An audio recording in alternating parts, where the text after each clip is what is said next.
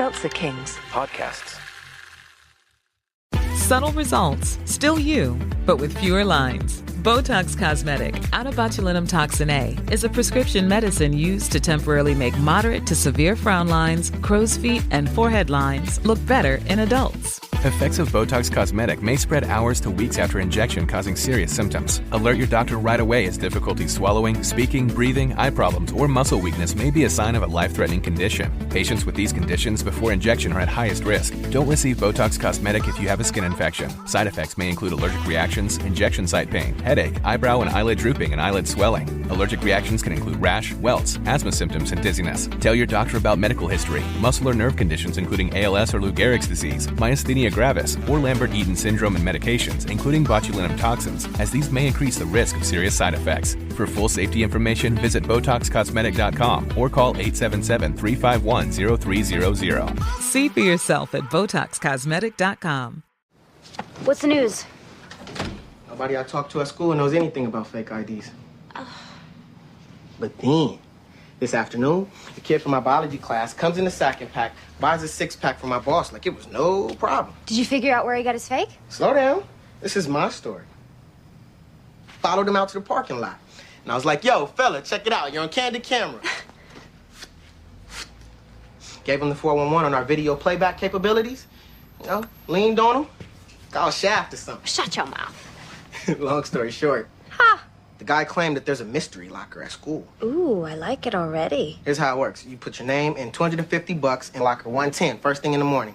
Come afternoon, brand spanking new license that says you were born in 1983 arrives in your locker. Are you willing to put $250 into some strange locker just to see if this works? Hell no. I'm using your money.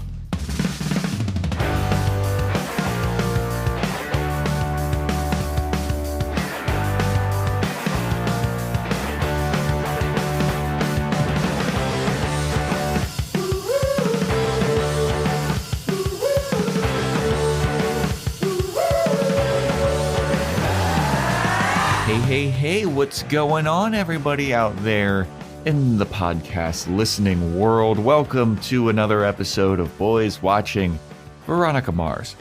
We're just two boys watching every episode of Veronica Mars for the first time, giving our review, our reaction.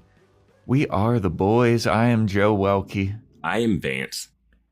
And today we're talking about Season 1, Episode 12, titled Clash of the Tritons, directed by David Barrett.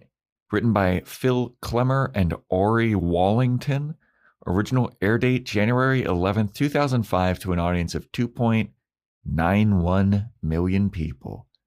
Before we get into the episode, just a little reminder. We got a Patreon. Patreon.com/BoysWatchingBuffy, where we are reviewing Dollhouse. And this month's movie is 500 Days of Summer, which will be out this month in April. Join our Discord. The link is in the show notes. Fun times to be had over there. Yeah. We got a little something cooking for you. So be on the lookout for that. Yeah. April's a month that we decided to do some stuff. It's a lively month. Yeah. Yeah, spring has sprung. It has. My allergies have definitely awakened. And I have been itching my eyes, and I don't like it. I am really happy that I don't have allergies. It's the fucking worst, dude. It was way worse in Maryland and New York, though. I will say that. Really? Yeah. It's drier. God. It's drier here. Yeah. I would think, I don't know. Yeah, I don't have allergies. So yeah. I don't have to look at So April is alive. April is a lively month. May's going to be a lively month because you know what's in May, Vance? Buffy vs. Burlesque. Vance looks so confused. Like, I don't know. Buffy vs. Burlesque. Cinco de Mayo? Is my birthday? Buffy vs. Burlesque, May 3rd, Illusion Magic Lounge, 9:30. It is a burlesque show where the performers are embodying their favorite Buffyverse characters. We're going to have burlesque. We're going to have aerialists. We're going to have a little bit of fire. There are all kinds of crazy shit going on. So be on the lookout for that. If you want to get tickets, special promo code for the listeners of this podcast, all caps, no spaces, Boys Watching Buffy. Get you a little discount on the tickets if you want to come on out to that. And yeah, I think that's it for the up top announcements, right? I guess we could do a little follow up on the whole trading babies about back. how you would trade a kid of yours. I think it was the debates were interesting. I know you threw up a poll. I think what gets lost in it is the finding out that you have a biological kid somewhere else. It's not so much of like, oh, I have this kid. Well, fuck it. I'm just giving it up. It's not like there's another part of you somewhere else too that you have to like. It's not just like a 1-to-1 for me. And I get like you've been raising a kid and then all of a sudden they're like, hey, that's not your kid. Sure, you want to keep it. But there's also that dynamic of the other family has your kid too. Here's a question for you then. Yeah. What if, because I almost did this, what if you were like donating sperm or eggs? Would you be curious to be like, oh man, I have a biological kid out there somewhere? I don't think that's up to you if you're donating. You know what I mean? Like, I think that's like if the kid wants to find you. I don't know what the rule is when you sign that. Like, you can make it where like you're just completely anonymous, or you can make it where like if the kid eventually wants to find you, but then the person who is using your sperm or egg would have to be like, wait, so the kid will eventually grow up and then track down their person. Like, you know, that's another, because I brought up the question on Discord. Do you feel obligated if you like adopted a kid to tell them at some point that they are adopted, or would you keep that from them forever? Yeah. And, I think that's what the issue is with this, with the past episode of Veronica Mars is like, are those two families, did they promise to like never tell their kids that they weren't their biological kids? And and send them to the same high, like what if and then like live in the same neighborhood, same high school? Like, I don't know. I feel like it's okay to tell a kid that they're adopted. I think I think if you don't tell them, then it's like a weird thing that could just come out and make it bigger and unnecessary. Yeah, I was always of the mindset that like, again, I'm not adopted that I know of. But like if my parents told me that I was adopted, maybe now, I mean, as a 35-year-old guy, like I wouldn't care. Yeah. But I don't think it would be as, I don't know. I feel like you could tell them like, hey, this is like what happened. Your parents. Yeah. And it's like when you tell them is a tricky thing. Do you tell them when they're younger? Do you tell them when they're older? Like, I would say get it out of the way sooner rather than later. It's different if you like adopt someone that's a completely different race and, you know, like that's easy. But I feel like you're the type of parent, if you had kids, that would like immediately tell the kids that Santa Claus isn't real.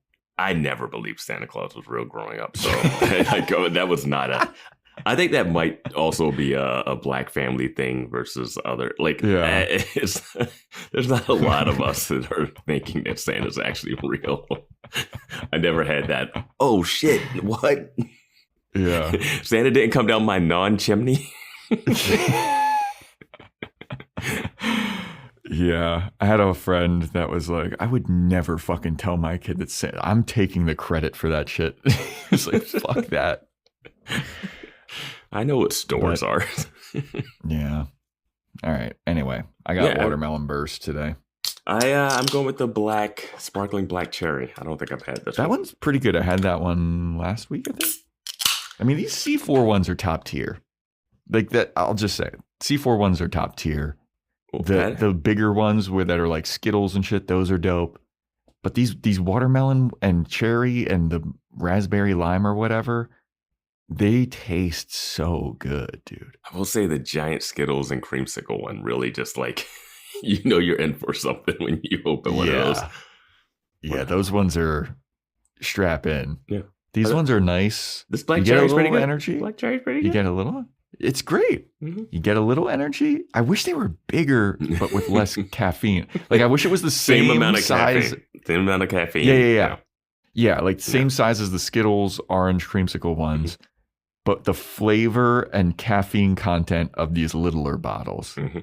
That'd be the perfect marriage. Get on it, C4. Yeah. You guys are definitely listening. I love the transition from, I don't know if you tell someone if they're adopted, energy drink. And now to what were our predictions for Clash of the Tritons? I said that someone drowns at a swim meet, and you said a new character, surf competition, rival surfer ends up dead. Okay. Well, neither of us were right on that. No. But we do get an episode. We do. So, this episode opens up with, dude, these recaps are long. This one showed a lot. Yeah. Yeah. Lilly talking to Veronica like, I've got a secret, and then she gets killed. Keith and the guidance counselor telling Keith, like, I think Veronica needs some counseling. Duncan having a pilled out vision of Lilly. Weevil with his Lilly tattoo, and Aaron Echolls being stabbed, which was not brought up at all in the last episode. Somebody brought that up on Discord. They're like, yeah, nobody mentioned that. And yeah, they got that Sunnydale forgetness. Yeah. So the episode opens up with Veronica narrating that the guidance counselor got a grant for research on grief in adolescence. And so she's doing a lot of interviews with the people who are closest to Lilly Kane and seeing how they were affected. And she's talking to some guy who's also in the waiting room. And he's playing chess with himself. And he's like, man, I can't wait to fucking leave Neptune High behind. There's like kids streaking down the hall or some shit. And Veronica is like, oh, you're leaving Neptune? He's got an MIT sweatshirt on. She's like, you're going to MIT? And he's like, yep, I'm an early admittant. And Veronica's like, cool. And this is a character we hadn't seen before. Didn't know him. But does he factor into the rest of the episode? I guess you'll have to listen to find out. Mm-hmm. The counselor calls Veronica in, and she wants to talk to Veronica about, Lilly, and how when Lilly first died, Veronica was super emotional, and now she's not. She's cold. She's bottled up her emotions, and Veronica's being snarky with her, and she's playing with the guidance counselor's stapler. And she's like, maybe I just don't want to talk about it, or maybe I'm not ready. Maybe my true justice is finding out who the real killer is and putting him behind bars. And the guidance counselor's like, yeah. But in the middle of all this, Veronica drops the stapler near her bag and pulls out a fake stapler that's bugged. And she places it on the guidance counselor's desk so she can listen in on everybody's therapy sessions. Some things you just don't supposed to know. Yep. Why is she doing this? Because she wants to hear about how everybody's sad about Lilly. It doesn't feel, now that I'm thinking about it, doesn't feel like this is her trying to figure out who killed Lilly. Yeah, I don't know what I don't know. Yeah. Maybe she just wants to hear Keith and this lady violently making out behind Veronica's back and be like, I thought you broke up. Yeah, that happens. She has a identical stapler, and I guess the counselor never uses that stapler. No. Maybe it's also got some fake staples in there too. Yeah, that's how easy. Often that's easy. How often you use a stapler though too, A guidance counselor in 2005? 2004, 2005? Yeah, you know what? You're right. Yeah. You are stapling some shit. Yeah. Yeah. But yeah, so Veronica has bugged the guidance counselor's room, which is just so fucked up. It's such a violation. Yeah, dude, it's so fucked up. And like the shit that she's listening in on later in the episode, I'm just like, God, this is so fucked up. But yes, she needs to get to the bottom of the murder case. So she needs to listen to a bunch of her friends spill their emotions. Anyway, so there's some guy in a class, and another guy comes up to the teacher and gives them a note. And the teacher says, Rick, you're wanted in the office. So Rick is pulled to the principal's office. Sorry, vice principal. And vice principal. Is he still the vice principal? I don't know. I've been writing principal, dude. We haven't met the actual principal. They haven't really said. Little plug. I just finished watching the Danny McBride, Walton Goggins series, Vice Principals. That's on Max. Mm-hmm. Excellent show. Excellent. Dude, Walton Goggins is blowing the fuck up right now. Well, he's got Righteous Gemstones, which is out now, which he's great in also. Mm-hmm. I think I discovered him either first time ever in Sons of Anarchy, which is a crazy character that he plays in that. And he's not in a bunch of it, but he's in it, and it's wild. And Justified as Boyd Crowder. Mm. He's really good in that. But I will say, Vice Principals, it's a 18-episode show, 2 seasons, has a full, complete arc, and it is pretty incredible, and he's great in it. Yeah. Nice. I think I first discovered him in Alicia Vikander's Tomb Raider. I think he's the bad guy. He is the bad guy in that. I might have seen that. That's so funny because I think the first time I saw Timothy Olyphant was in that Die Hard movie, like Die Hard 4 with Justin Long. And I was like, what is happening here? And I love Timothy Olyphant now. First time I saw him was in Santa Clarita Diet. Oh, that was your first experience with him. He's great in Santa Clarita Diet. He's great. Yeah. See, I get him and Josh Duhamel mixed up because they are so similar to me. Mm-hmm. Except for one has a little more charisma, I think. I think the Timothy Olyphant definitely has the more chops. Yeah. But Las Vegas, Josh Duhamel, that was a show. I did not watch. I think James Caan's in it. Yep. Anyway. Wow, that was way off track. I wanted a little plug. I saw that vice principal thing there, and I finished the show yesterday, and it's incredible. So, and it came out a while ago, but if you're coming off the White Lotus and Righteous Gemstones and you need more Walton Goggins, go for it. Yeah, I was going to say, is he in White Lotus, Walton Goggins? Yeah, this season. That's why he's... Okay. If you're saying he's blowing up, that's probably the reason. Yeah, that's definitely why. But like every Instagram, there's so many fucking memes about him about like, this guy's hairline is awful, but he's still got the Riz.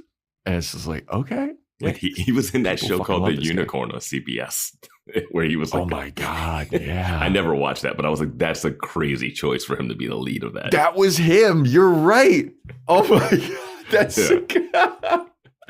You're so right. Because I remember being like, this guy is like the bachelor of all bachelors. Like that guy is not good looking.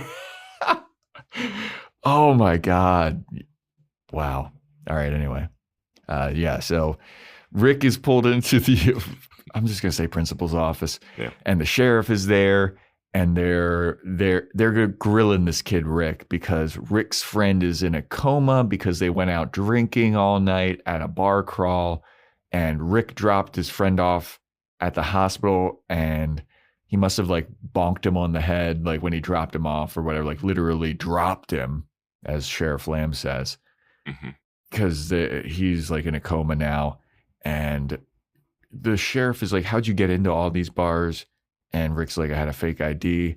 So he gives him the fake ID. And the sheriff is like, there's been a lot of these fake IDs going around town. Hey, principal, I think that it's coming from this high school. And then the sheriff turns to Rick and he's like, so who did you get this fake ID from? Who's to blame for all this?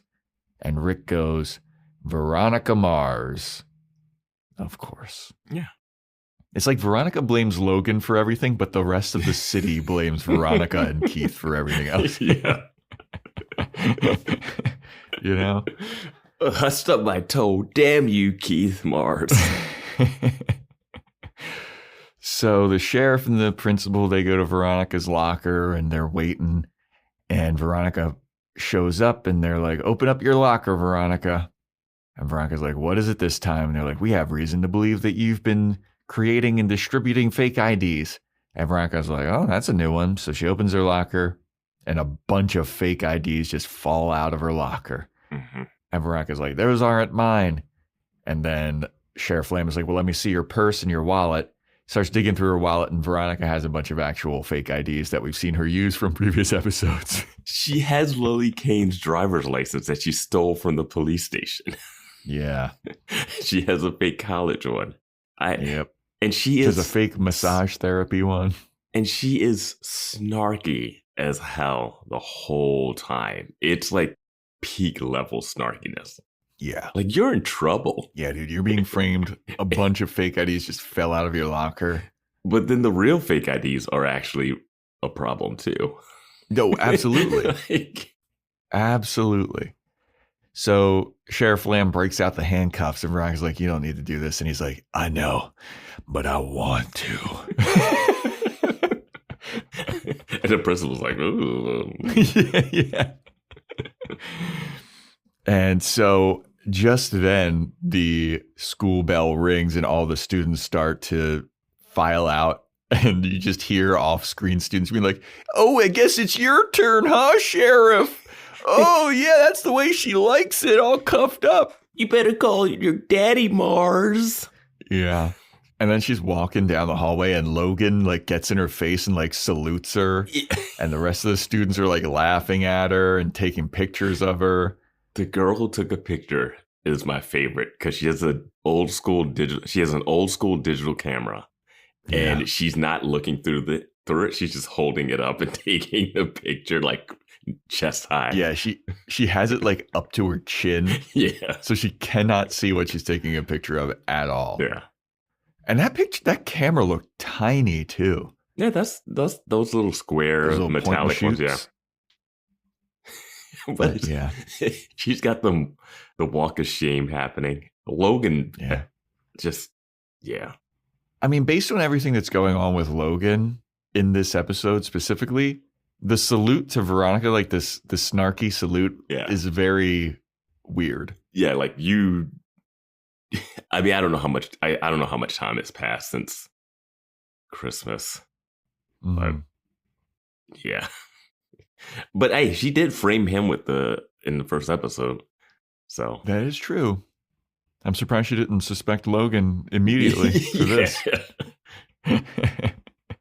Dude, everybody has access to everybody else's lockers in this show. I mean, so many things have been. It's so easy. Like, these lockers have those like slits in them. So that's not that hard. Yeah. Yeah. Yeah. It was just like, that's why I was weirded out that one episode with Wanda when she went to her locker and it was getting checked, and I thought she was getting framed. Because I was like, oh, did you take the thing from your locker? Because breaking into these lockers seems like it's nothing for these people. Yeah. So Veronica is now at the sheriff's station, and Cliff shows up, and he's bailed Veronica out. And Veronica's like, please don't tell my dad about this. And Cliff's like, your dad's definitely going to find out about this, even if it's not through me. But they say that Keith is chasing a bail jumper in Arizona. And I wrote in my notes, boo, no Keith this episode. Well, you were wrong about that. I was. We get a little bit of Keith. Yeah, but I don't understand this line.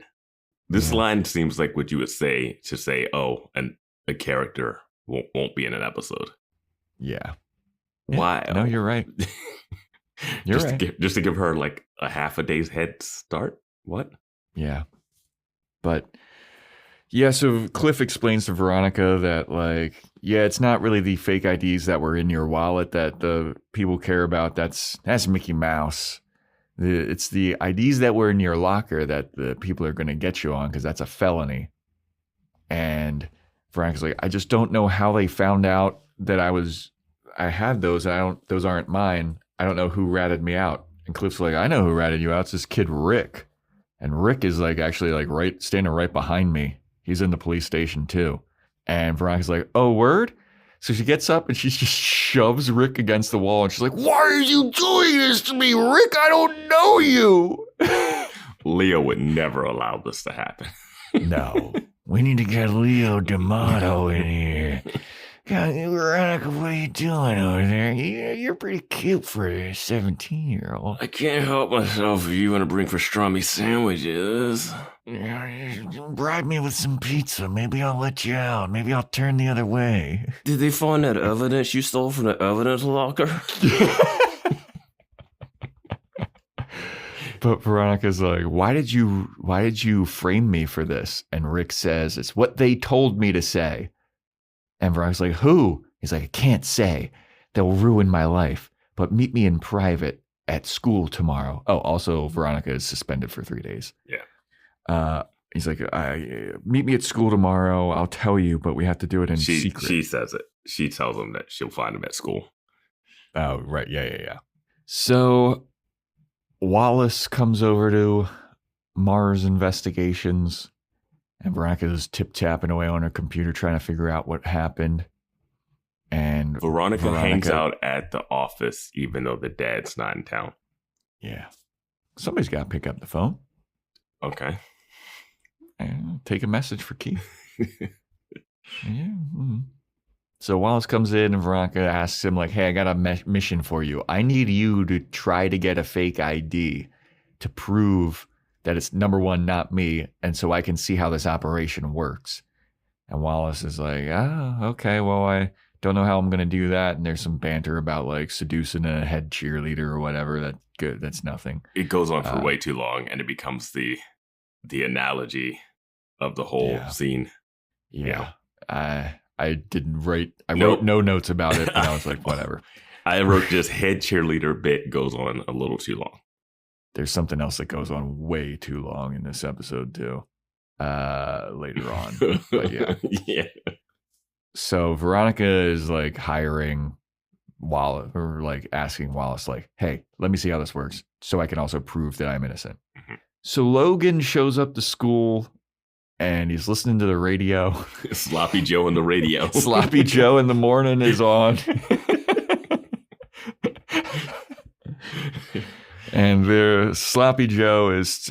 I mean, did you hear about this Logan Echolls guy? He's cheating on his wife. I mean, it's the old adage. Show a hot lady and y'all show you a guy that's tired of banging her. Boing, boing. If Liv was my wife, I wouldn't be stepping out. Yeah, Aaron got stabbed, but he was out stabbing his dick at other people. Am I right, everybody?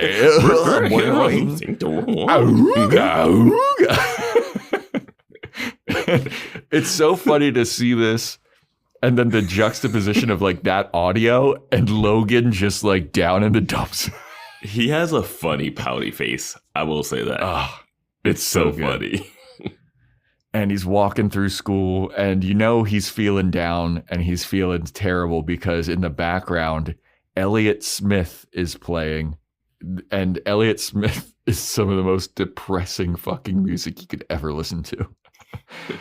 And he goes up to his locker. There's a crowd formed around it. And then they see him and they all look at him and they all part like the Red Sea to reveal that people have like taped paparazzi pictures of the woman that Aaron was cheating on his wife with onto his locker. Women's. Yeah. And Logan looks at it and he's distraught, and some random kid is like, maybe your dad shouldn't be fucking other women, Logan. And then they get into a tussle. Mm-hmm. And this kid would have kicked the shit out of Logan. He's so much bigger than Logan. That kid has like this crazy laugh during the fight. Oh, you're so right, too. He like pushed him against the wall, and he's like, I was like, what is happening? And then all of a sudden, these like teachers break the fight up that I've never seen, or security guards. The dollhouse handlers got an alert that the vitals were going a little too berserk. Can I just say, this school has no like sympathy for any of the people who have dealt with like loss. Like and like status too. Like Logan's status in the school is kind of a popular kid, even though he's a jerk. But he's a jerk in the popular side. Yeah, he's like top of the mountain in terms of like popular kids. Like he's an 09er. Yeah. But then it looks like everybody turned on him because his dad cheated on his mom. Right? But his dad is also like a action movie star. Like that's like if you were like Arnold Schwarzenegger's kid and that came out that he had like an affair. Yeah. I don't think people would be like, I don't know, man. I just don't know. But that seems so weird that the kid who used to date Lilly Kane, who is the 1-year anniversary like of her murder, also had his dad stabbed, who is a high level celebrity. And then they just start putting clippings on his locker and making fun of him to his face. Like, it's not even like behind his back. Yeah. Yeah, it's why, I mean, the kids of Neptune High are like fucking sharks, dude. They smell blood in the water and they just attack. But then later we'll find out that they're also very different too. Like, it's whatever the scene needs, really, man. Yeah, I mean, the bullying of Logan, that was hard for me to believe. You know what I think I could do? I think I could believe if like the 09ers within the 09er crowd was doing that, like that passive aggressive making fun of you at the lunch table kind of stuff, you know? Mm-hmm. Yeah, the little sly comment here or there. Like if Ryan Hansen was like taking a chance of being like, maybe the Casablancas could move up a rank if we get the Echolls down. Like, that's the kind of play, but not this guy like, oh, your famous dad slept with a bunch of hot women and cheated on his wife. Like, we don't, what, you're in high school, you don't, I don't know if you care that much. I don't even think that would be something to bully. Like, oh, your dad fucked a bunch of chicks. It like, almost died for it. Yeah. I don't know. So then we have Weevil in the counselor's office, and the counselor is like, hey, so what happened? We're talking about, Lilly Kane's murder. We're trying to talk about grief and all this stuff, and let's have you open up about it. And Weevil's like, I got nothing to open up about. And the guidance counselor's like, really? Because I remember when it actually first happened, you slammed a chair against the wall. And Weevil's like, yeah, it's because when Lilly was killed, there was a bunch of cameras and news stories about it. But the same day, a girl in my neighborhood went missing and no one gave a shit.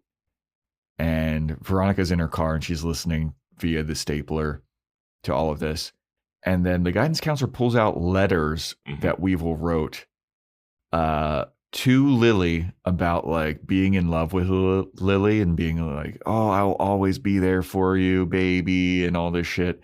And Lilly wanted to be transferred out of Weevil's gym class because a guy was making her uncomfortable. And the counselor is like, so why was that? Why did you write these letters to Lilly?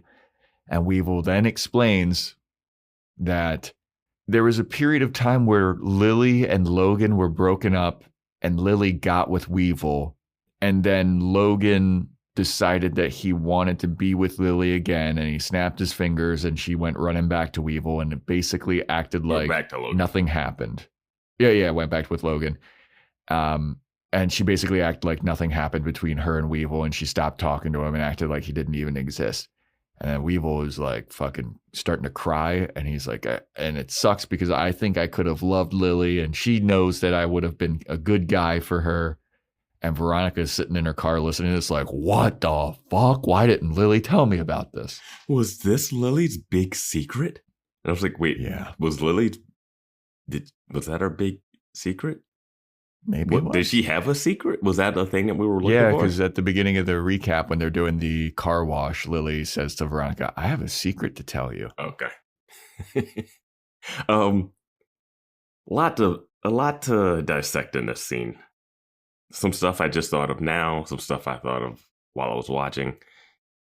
The stuff I thought of now, they mentioned that Weevil's love letters were something that the police had gotten once this happened, right? Mm-hmm. And the police were Keith Mars, right? Yeah. And Keith Mars has all these files about the Lilly Kane thing that Veronica has looked through. So you would think that these Weevil love letters would be somewhere amongst this evidence, this pile of evidence that they've been looking over for the last year or so. But this is all new information for Veronica. Yeah, I guess once they saw how pathetic Weevil was, they gave him his love letters back, but then somehow they were given to the guidance counselor. And that's never come up at all. Like when Veronica's like, these people could have done it. Weevil has never come up, even though the cops had gotten the love letters and had investigated him. He has been questioned. Yeah, he definitely would have been a suspect. Yes. And this is the first time Veronica's finding out, which is a little retconny. Yeah.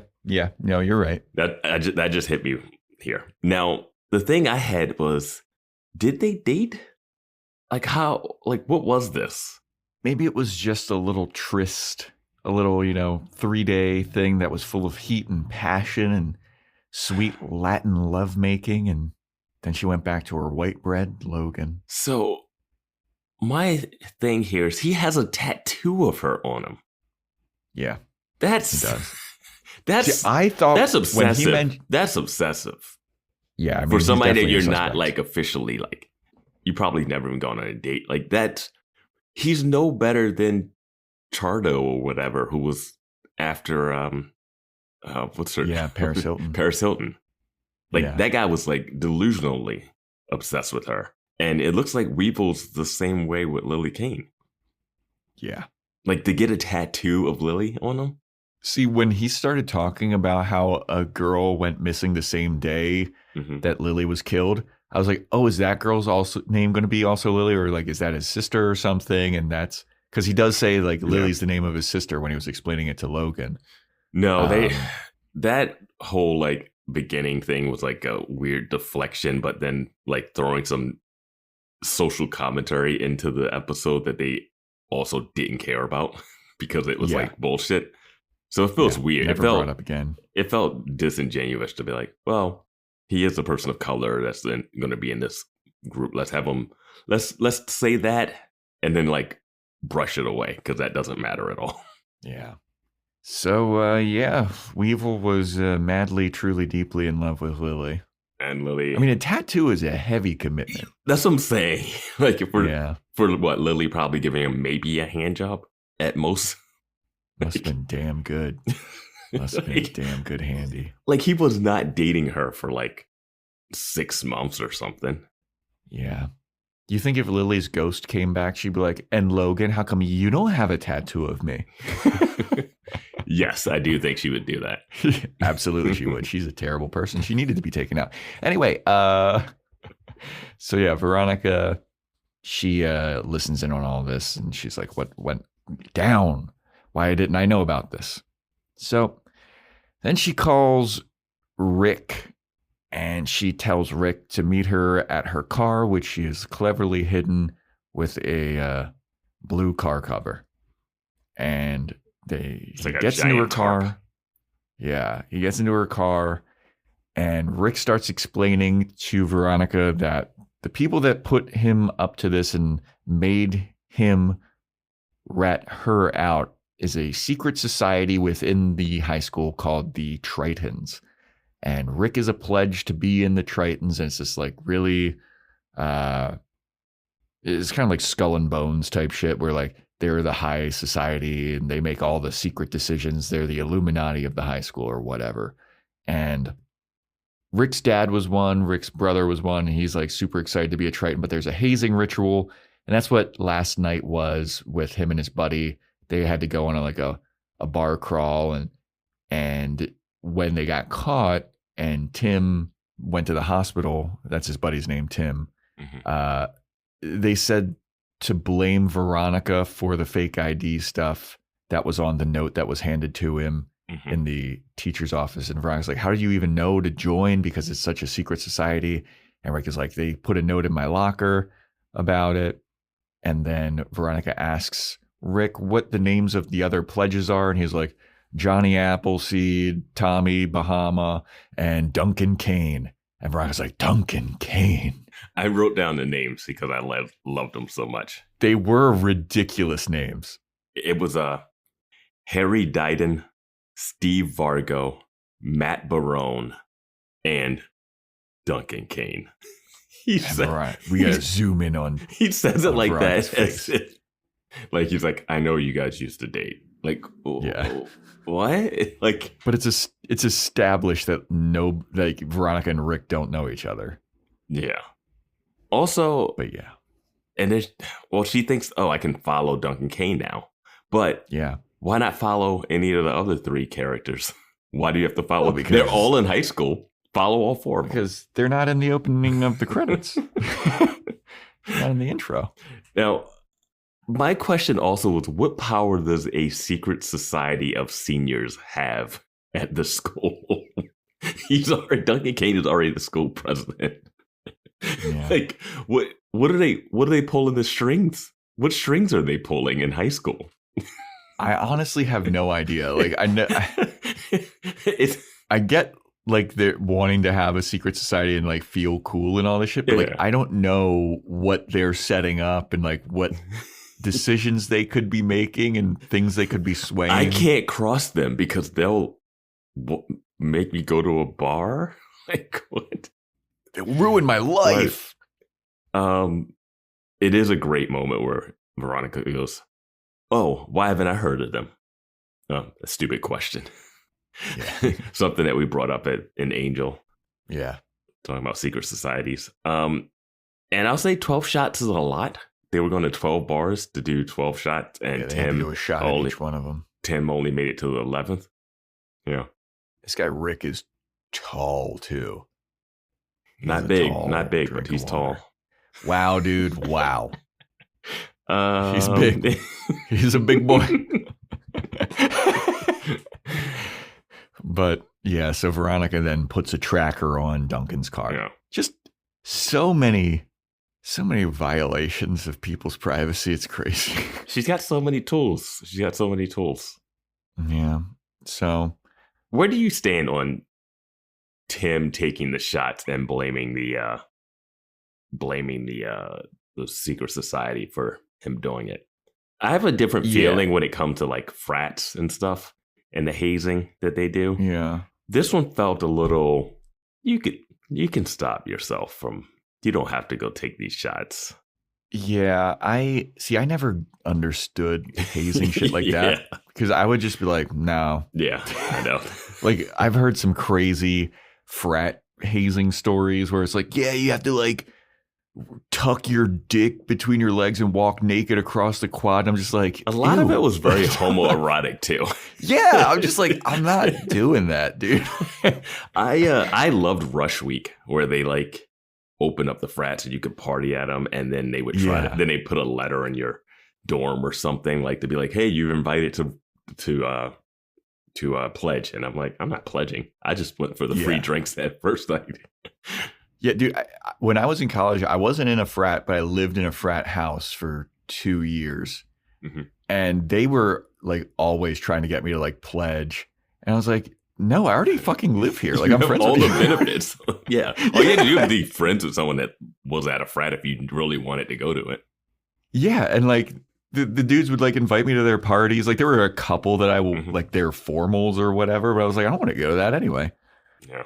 But I just never got it. Oh. And like when they would talk about like hazing, like I don't drink. Yeah. And they're like, well, he doesn't drink. So what would we make him do? I was like, you wouldn't make me do anything. Like, this shit's lame, dude. Yeah, we crashed a bunch of parties at UPenn a lot when I was at Drexel. Oh, yeah. So we'd go down there and crash their parties. We crashed a party at the castle. Dope. Yeah. I did a sketch comedy festival at UPenn twice. And the people that were there, they were nice. Yeah, they party. Those Ivy Leaguers party hard. Yeah. But yeah, we used to go to one of the parties, and a couple of us from when I was at Drexel for like 2 years before I transferred to New York, we would just go over to one of their parties and like man the keg because no one wanted to man it. So we could give other Drexel people the beers first when we saw them in line. It was great. It was great. Yeah. But yeah. So we then have Logan. He's in trouble for fighting, and Aaron is kind of quote unquote bailing him out of school. And they walk out of the principal's office, and Logan's like, so how long am I suspended for? And Aaron's like, you're not suspended at all, but they do want to bring us, all of our family in for like a family counseling thing type of deal. At the school? I don't know what's going on here, man. Yeah, but Aaron does say like he's proud of Logan for sticking up for his mom. And Logan's like, yeah, of course. And that's that scene. I don't understand their relationship at all. Yeah, no, don't either. Yeah, I think they went a little too far with the belt scene, and now they don't know what to do. Now I don't understand the dynamic. Yeah, especially later. Mm-hmm. Yeah. So Veronica is hanging out at Mars Investigations, and Cliff is there, and Keith is also there. My note says Keith is back. Yep. Why mention that he was even gone? Yeah, surprise Keith coming out of the shadows. And Veronica explains to Keith and Cliff that she explains about the Tritons and like how they're the actual ones that are doing the fake ID.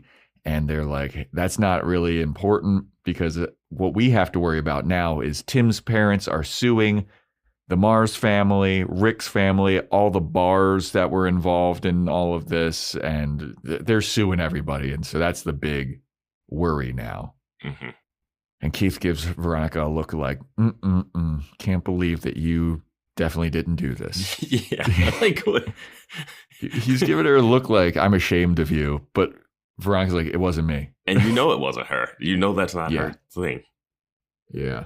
Well, whatever. Fucking I was so happy to see Cliff again. I fucking love Cliff. Cliff's my favorite character in this show so far. He's the worst lawyer, though. Yeah, he is. He's like, oh yeah, that's the guy that ratted you out. I haven't questioned him at all. You want to hem him up?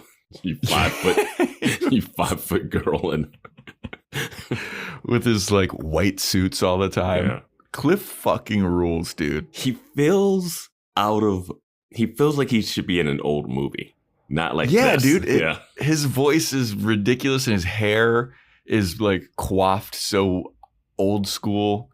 It feels like he should be in a show where there's like secretaries, there's not computers, and you just hear a lot of clicking and typing. Yes. Like he seems like something out of Mad Men or something. You know? Yeah, I was gonna say he seems like he should be in a show where there's smoking in the office. Yes. Yeah. Now let me tell you here, Veronica. That's not a matter of importance these days. Right now, we got to worry about this lawsuit. I fucking love that guy. What about the lawsuit? Like, you got to prove my innocence regardless. The lawsuit is still going to happen even at the end of this episode too. Like the bars are still going to be culpable. Yeah, nice. Yeah, but we then have Aaron Echolls show up. This is after a commercial break, so everybody has left, and it's just Keith lounging on his couch. And Aaron Echolls shows up, and Keith's like, "Oh, hey, what's up, man?" And also, mind you, Aaron Echolls is a Jason Statham level celebrity. Yes. That was the exact celebrity that I was like going to liken him to earlier. Like, I want to go a little less, but yeah, it's around that. I mean, he's getting $20 million a movie. He does action. It's there, right? Mm-hmm. No, he's there. He's like he might be a rung lower than Jason. Yeah, Statham. I was gonna say, who's the guy that was like Rick Flag in Suicide Squad? He was in Silent Night. Yeah. Oh fuck, what's that guy's name? I forget that it's guy's some name. Weird name. But yeah, he's God, definitely it's gonna drive me crazy. Is it Silent Night? Oh, that's the one that you saw. Silent Night was fucking awful. Oh fuck, what's this guy's name? Joel Kinnaman. I could see Aaron Echolls as like a Joel Kinnaman. I think Joel Kinnaman is less of a household name than Aaron Echolls is supposed to be in this. Like, I don't think you could say, "Hey, you like Joel Kinnaman?" People are like, "Which one is he?" And then you have to explain what movie he's in. I think he's lower than Statham, but someone that has name recognition. Okay. So much name recognition that you don't just walk into Keith Mars's office. Oh, he always is walking into Keith. He's got the most privacy of out there. Big Hollywood actor, spending all of his time in Neptune, going to school for counseling. Like, he's not showing up to this shit. After being stabbed. Also, paparazzi would be going crazy. Logan around him would not be going to a public school. Like, let's be real about that. But it's like a public rich school. I don't know, man. I mean, Duncan Kane's a billionaire. Like, Duncan Kane's family's billionaires too. They just wouldn't be going there, though. No, I think I don't know. So? This school is different. I don't know. This one's different. That's a shitty dad. If you're a billionaire and you're not going to go to a private school, bro. You think that's what makes him a shitty dad? Oh, there's so many other things that make him shitty dads. I think it's fine. I don't know. I don't know Neptune's schoolness. I don't know. All the rich kids go to the school though, so I don't know. Yeah. All right. The dynamic of the show is set up. It's all the rich kids go to the school.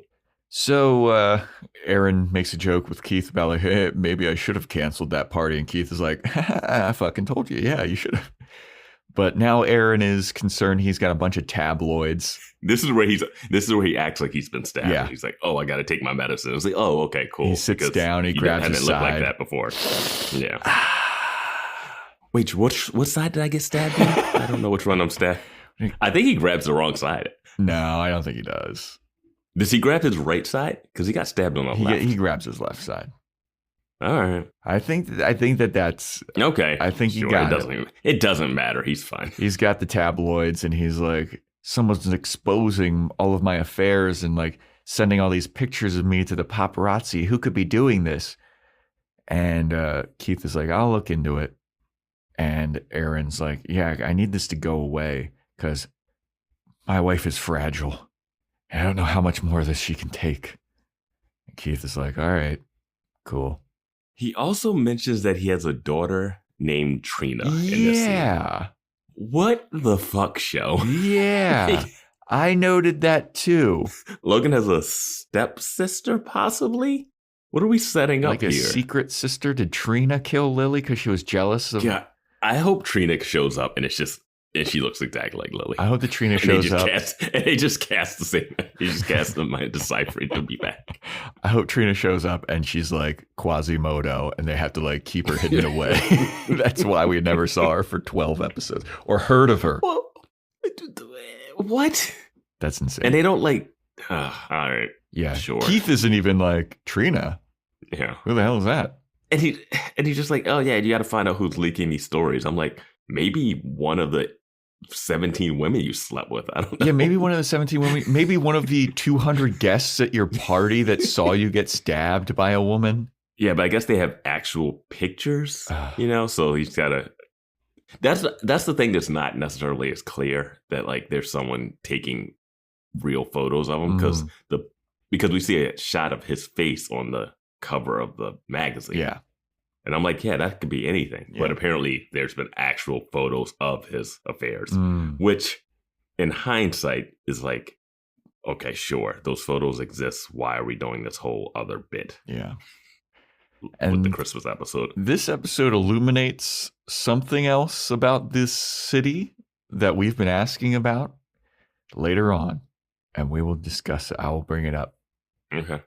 I mean, I got some stuff. I also got a new thing that I thought of when we were going through the beginning that we'll talk about it. Yeah. This episode is brought to you by Amazon. Sometimes the most painful part of getting sick is the getting better part. Waiting on hold for an appointment, sitting in crowded waiting rooms, standing in line at the pharmacy. That's painful. Amazon One Medical and Amazon Pharmacy remove those painful parts of getting better with things like 24/7 virtual visits and prescriptions delivered to your door. Thanks to Amazon Pharmacy and Amazon One Medical, healthcare just got less painful. At Sierra, discover top workout gear at incredible prices, which might lead to another discovery. Your headphones haven't been connected this whole time. Awkward. Discover top brands at unexpectedly low prices. Sierra, let's get moving. So then we have Veronica just doing a little bit of research on Triton, the actual like fairy tale god of the sea. And Wallace shows up and he got information about like some kid came into his convenience store, used a fake ID to try and buy some booze, and Wallace basically was like, where'd you get that fake ID? I want one too. And then the kid explains there's a mystery locker in school where you put your picture and $250 into an envelope and you put it into the locker, and then the next day a fake ID shows up in your locker, and this is locker 110 at Neptune High. So Veronica's like, all right, cool, we now have a plan. We're gonna do that. We're gonna have you do put your picture and $250 in, and we're going to get us a fake ID. And Wallace was like, I'm not using my fucking money. You're going to spend that money, which I loved. Yeah. Also, $250 seems very steep. Yeah, I don't know. But I don't know. I'm trying to think of like, I don't know the going rate. Inflation for the years. Did you ever have a fake ID? Oh yeah, I had a couple. How much did you pay for yours? I can't imagine paying more than $50, but I had like friends that made them. We got them. Yeah.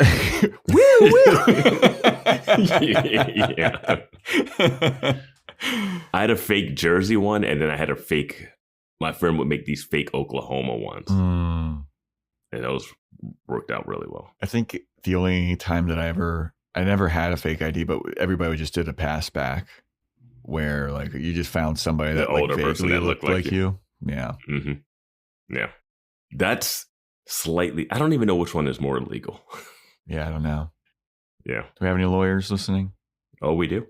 I think we Let do. us know. Yeah, we definitely do. Let us know. What's more illegal, a pass back or creating a fake ID? I feel like creating a fake ID is more illegal. Because on Discord, I mentioned that evidence that Veronica finds in the police station, the DA office would have that evidence because it was a major trial and there's a guy in death row for it. So it's not sitting in Neptune's like sheriff's office.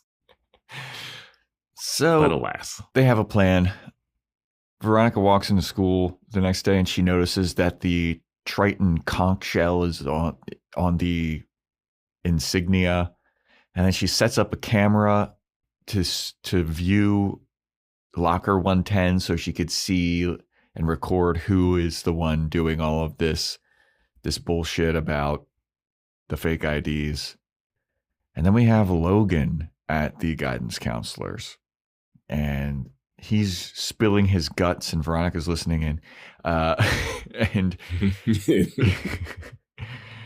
and he's explaining how is she timing this? Does she have the schedule? I guess she's using Wallace to figure out the schedule because Wallace. Yeah, that was my thought. Like, Wallace, when is the counselor scheduled to meet with these people? And then I'll hide in my car underneath the tarp and listen. Yeah. So Logan is explaining to the guidance counselor that Lilly and he were broken up when she was killed because Logan was at a party, or like they broke up because Lilly was being a total bitch, and we got him. We know who killed Lilly Kane. It is.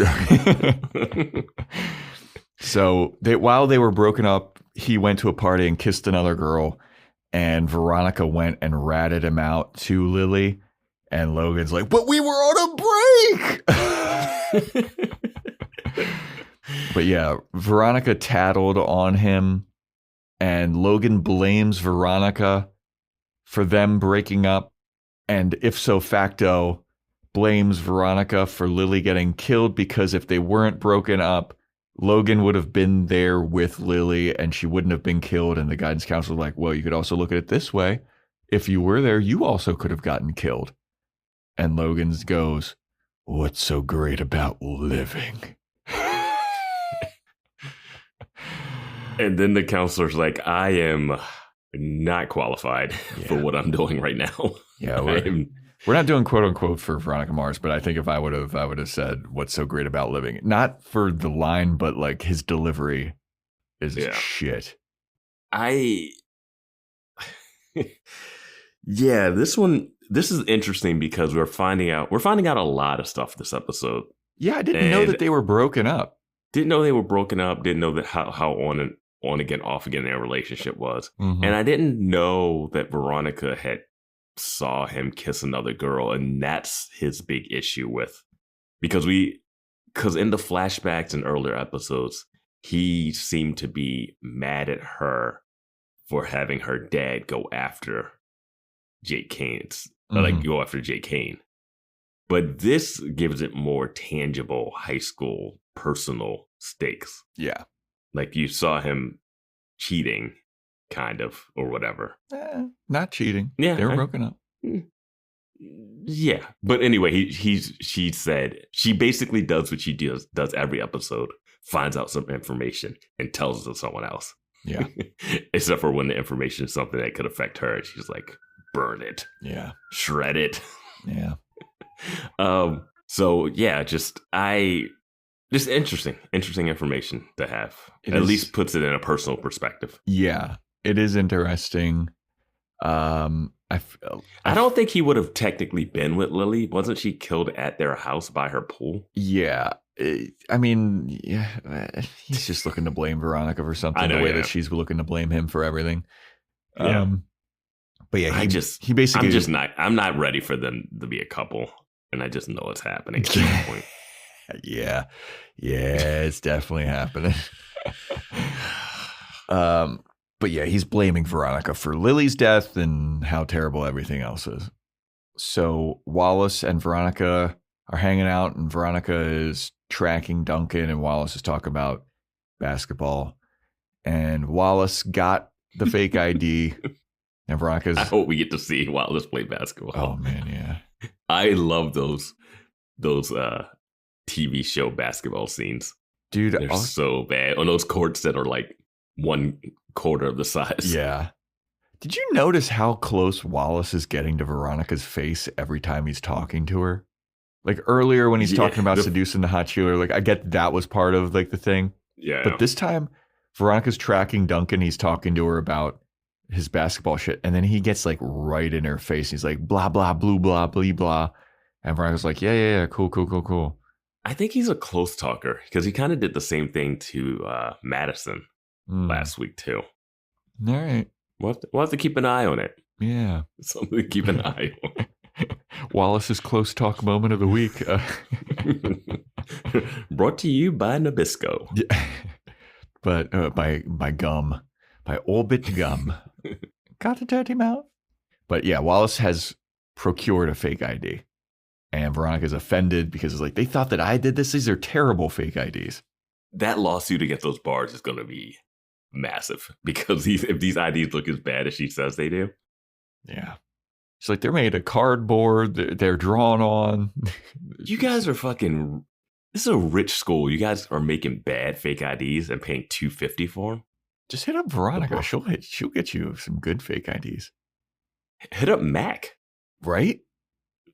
I was going to say this is going to be like Veronica's Mac situation, and then she's going to end up with a new shiny Volkswagen Beetle convertible.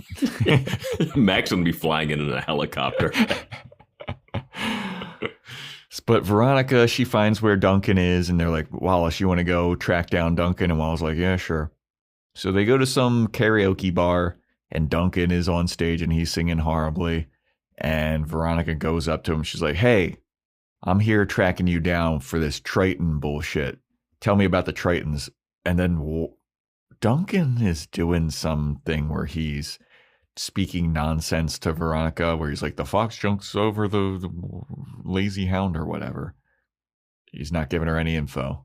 It's one of those things that you kind of have to know how this stuff works for this to make any sense. But if you're coming in blind, it's just confusing. Mm-hmm. I'm assuming that this is a part of the pledge thing. Yeah. Where they have to speak in riddles or something. Yeah. It should be established at some point so that you kind of know what's happening. Or even in this scene, she could just be like, okay, stop with the pledge bullshit. Like, or just say something that makes it more clear that he's talking like that, and not that his medicine has gone wrong. He's going crazy with the meds, you know? Which... Yeah. But because I was like so confused. Like I rewound. I was like, am I missing something? And then I was like, oh, okay. He's just like speaking nonsense to evade Veronica's questions.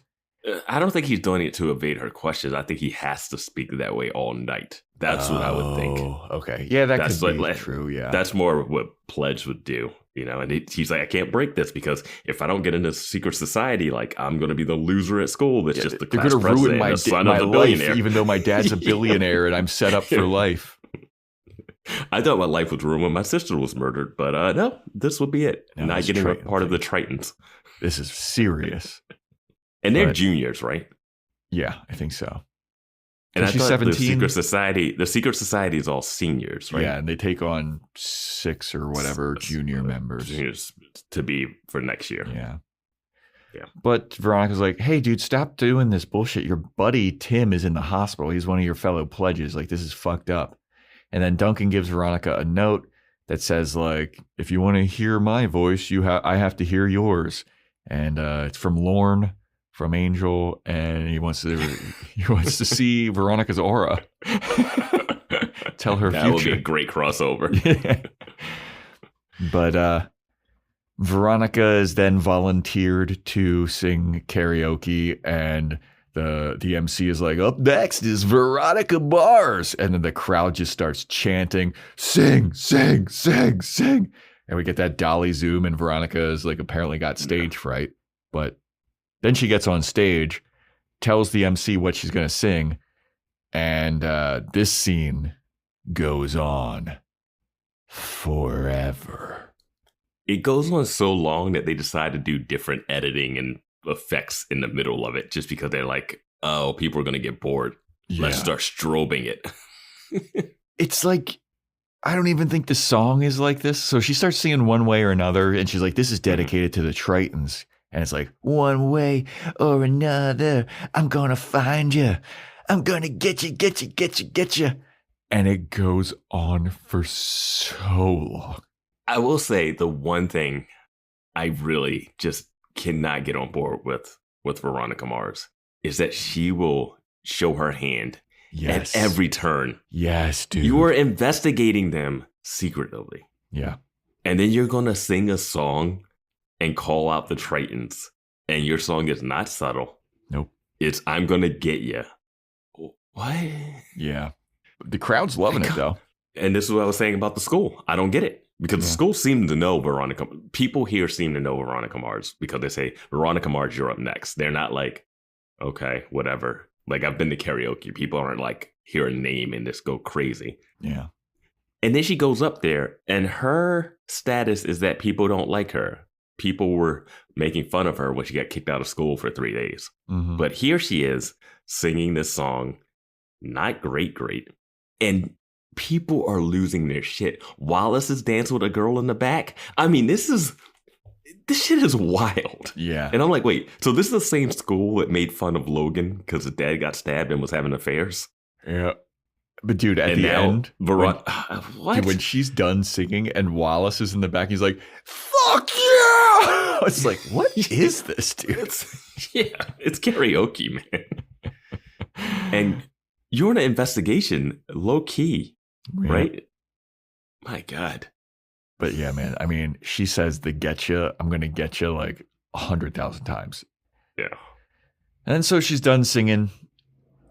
She gets another, what the fuck? She gets another note from, sorry, a car that was so loud just drove by. She gets another note from the MC. He hands her the note as she goes off stage, and it's like, meet me in the bathroom. And Veronica's like, that's my fucking jurisdiction. That's my home turf. I'll go to any bathroom. I thought she was going to have to go back to the school. So she goes to the bathroom, and she's like, hello, Triton? And you just hear a voice like, yes, it is I, the great Triton. And Veronica's like, why did you frame me? Why did you plant all those fake IDs in the locker? And the Triton's like, I don't know what you're talking about. And then Veronica's like, yes, you do. You framed me. Now I'm like in big trouble. What about the lawsuit? And they're like, I don't know what you're talking about. And then she kicks the door open, and it's just some guy sitting on the toilet. And Veronica's like, who the fuck are you? He's like, I'm Jeff. And she's like, are you part of the Tritons? He's like, no, somebody just paid me $20 to play a prank on a friend. And he gives her finger guns. And Veronica's like, ugh. She walks out. He should have held out for $50. Right? Also, at this point in the episode, I was thinking, oh, this whole framing her, having her investigate, this is all a long con to recruit her into the Tritons. That's what I thought they were getting at. It was like something was too... I was like, this has to be it. Yeah, that would have been an interesting turnaround. Why wouldn't you want her to be a part of it? I guess besides it being a sexist, male-only group, probably. Yeah. Not necessarily sexist, but I think it's just guys. I don't think there's any girls in it. But yeah, so that trail has gone cold. Veronica goes to school the next day to retrieve her camera and see the recording. I think that's that night. Oh, it's that night. To sneak in. Okay. Because she has to go in at after hours because she's suspended. Oh yeah, she does explain that this is hard to get into school. My thought was also, wouldn't you go there before tracking down Duncan? Like, because Wallace is like, hey, I got a fake ID.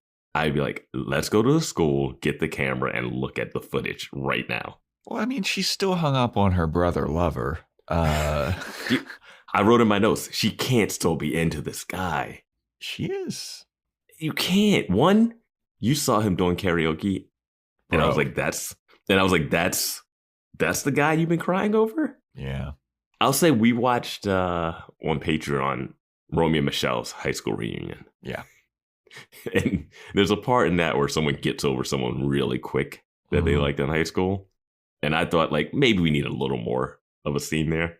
But here I could see if Veronica walked in and was like, what was I thinking? I'd be like, yeah. Quick, Vance, what's your go-to karaoke song if you had to be? I don't do a lot of karaoke. I don't have a go-to karaoke song. If you had to pick one right now, top of your head.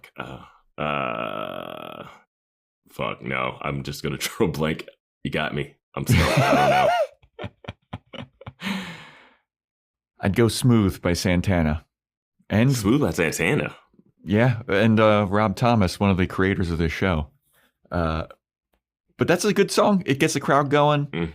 Not hard to sing. Mm-hmm. Come on, you get to do like All Star by Smash Mouth. That one's not hard. Trying to think. I used to go to this in the East Village. There was a karaoke bar right next to another bar I went to, and I used to go there a bunch. I never did karaoke there, but I'll have an answer before the end of the episode. Okay. I went to karaoke last night just randomly. I usually never, I'm not a karaoke person. I didn't sing anything, but like a couple of my buddies were there, and it was a good time. Yeah. I was playing Breath of the Wild last night. Oh, update for Ari Targaryen? Yeah, I've been doing updates on Discord, you know. So they're in there. I'm plugging through. It's a fun game. It's a beautiful world to be in. All right. Worth the wait. So Veronica gets her camera. She's trying to see who. No, this has to be the next day because Veronica's leaving the school and Rick runs up to her and he's like, hey, the Tritons found out that I have been talking to you. And they nailed How is she live breaking into that then? Yeah. Yeah. Maybe it's before school. Yeah, I don't know. Yeah. But he runs up to her and he's like, hey, the Tritons found out that I've been talking to you. And she's like, how did they find out? And he's like, I don't know, but they nailed a live rat to my door. And I was like, Jesus.